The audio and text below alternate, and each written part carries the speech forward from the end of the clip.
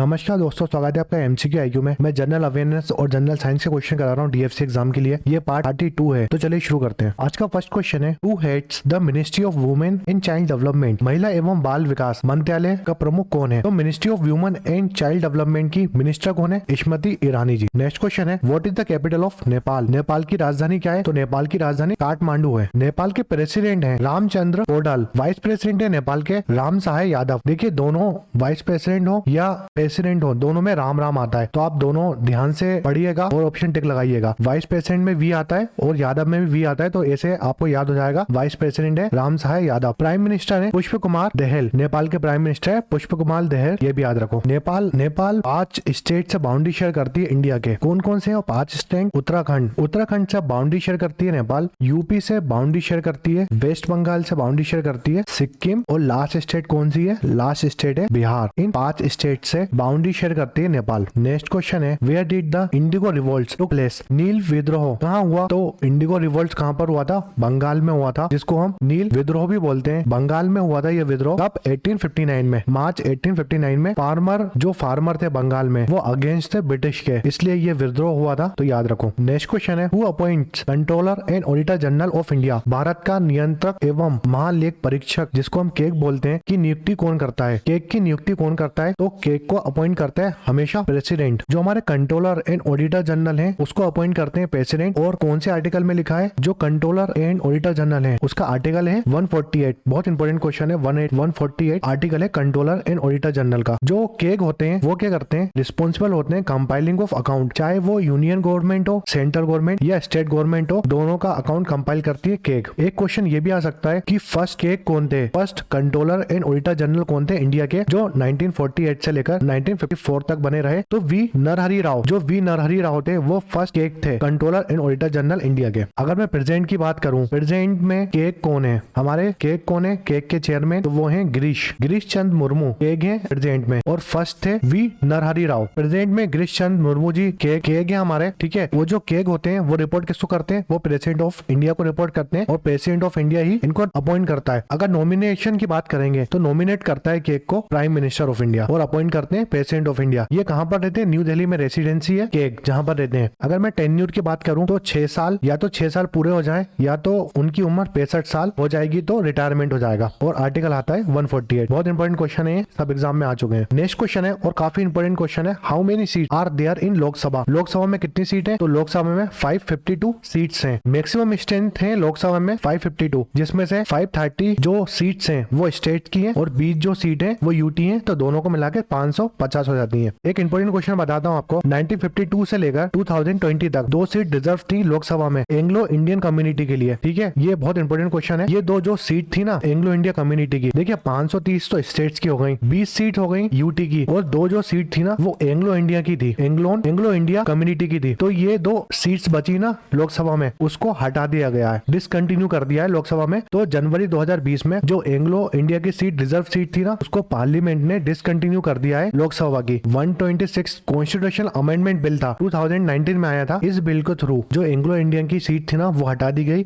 104 constitution amendment हुई थी 2019 में, इसके थ्रू एंग्लो इंडिया की जो सीट थी उसको डिसॉल्व कर दिया था या डिसकंटिन्यू कर दिया था। नेक्स्ट क्वेश्चन है, what is the atomic number of aluminium? Aluminium का परमाणु क्रमांक क्या है? तो एल्यूमिनियम का एटॉमिक नंबर है 13। देखिए, एल्यूमिनियम फर्स्ट मेटल था जो अर्थ क्रस्ट में मिला था, याद रखो, फर्स्ट मेटल था जो अर्थ क्रस्ट में मिला था, तो आप लगाएंगे टिक एल्यूमिनियम। सेकंड मेटल कौन सा था जो अर्थ क्रस्ट में मिला था? आयरन। और थर्ड मेटल भी पूछ सकता है तो कैल्शियम। ये 3 मेटल याद रखो, ये 3 मेटल थे जो अर्थ क्रस्ट में मिले थे। नेक्स्ट क्वेश्चन है, who administer the oath of president of India? Bharat के राष्ट्रपति को शपथ कौन दिलाता है? तो chief justice of India, president of India को शपथ दिलाते हैं या ओथ दिलाते हैं। प्रेसिडेंट की बात करता हूँ तो अभी चीफ जस्टिस ऑफ इंडिया कौन है? तो DY चंद्रचूड़ प्रेसिडेंट में चीफ जस्टिस है इंडिया के। देखिए, जो चीफ जस्टिस ऑफ इंडिया है ना, वो ओथ दिलाते हैं प्रेसिडेंट ऑफ इंडिया को, शपथ दिलाते हैं, ठीक है। अगर chief justice of India absent है तो कौन ओथ दिलाएगा? जो सीनियर मोस्ट जज होंगे ना सुप्रीम कोर्ट के, वो प्रेसिडेंट को ओथ दिलाएंगे, याद रखो। ये भी आ सकता है एग्जाम में क्वेश्चन।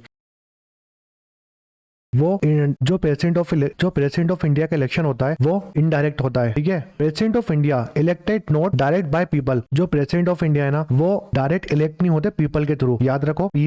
पीपल होते हैं वो डायरेक्ट इलेक्ट नहीं करते प्रेसिडेंट ऑफ इंडिया को। मेंबर ऑफ इलेक्टोरल कॉलेज इनको इलेक्ट करते हैं बोथ द हाउस, लोकसभा और राज्यसभा हाउस के, स्टेट लेजिस्लेटिव असेंबली के, और 2 यूटी आती है हमें दिल्ली और पौंडुचेरी के लेजिस्लेटिव असेंबली के मेंबर्स इलेक्ट करते हैं प्रेसिडेंट ऑफ इंडिया को। प्राइम मिनिस्टर को ओथ दिलाते हैं प्रेसिडेंट, काउंसिल ऑफ मिनिस्टर और इलेक्शन कमिश्नर जो होते हैं उनको ओथ कौन दिलाता है? प्रेसिडेंट दिलाते हैं। और प्रेसिडेंट को ओथ कौन दिलाता है? चीफ जस्टिस ऑफ इंडिया दिलाते हैं। नेक्स्ट क्वेश्चन है constitution of India was unforced on, Bharat का संविधान देश को लागू किया गया। तो एनफोर्स्ड पूछा है, लागू करना पूछा है, तो लागू हुआ था भारत का संविधान 26 जनवरी 1950 में। क्वेश्चन ध्यान से सुनिएगा, लागू हुआ था 26 जनवरी 1950 में। कॉन्स्टिट्यूशन असेंबली की बात करता हूं तो कॉन्स्टिट्यूशन असेंबली की फर्स्ट मीटिंग हुई थी 9 दिसंबर 1946 में, याद रखो। फर्स्ट मीटिंग हुई थी कॉन्स्टिट्यूशन असेंबली की 9 दिसंबर 1946 में। 9 दिसंबर 1946 में टेम्पररी प्रेसिडेंट बनाया था सचिदानंद सिन्हा को टेम्पररी प्रेसिडेंट बनाया था 9 दिसंबर को। फिर 11 दिसंबर को परमानेंट प्रेसिडेंट बना दिया था राजेंद्र प्रसाद जी को, याद रखो। परमानेंट प्रेसिडेंट राजेंद्र प्रसाद जी 11 दिसंबर को बन गए थे। और 13 दिसंबर 1946 में, बहुत इंपॉर्टेंट क्वेश्चन है, जवाहरलाल नेहरू ने ऑब्जेक्टिव रिवोल्यूशन पेश किया था और अपनाया था, याद रखो। ऑब्जेक्टिव रिवोल्यूशन या प्रेमबल अपनाया था 13 दिसंबर को। ऑब्जेक्टिव रिवोल्यूशन में इंडिपेंडेंट, सोवरेन और रिपब्लिक ये 3 वर्ड लिए गए थे। उसमें उस टाइम डेमोक्रेटिक नहीं लिया गया था, याद रखो। उसमें डेमोक्रेटिक मेंशन नहीं था, सिर्फ ये 3 वर्ड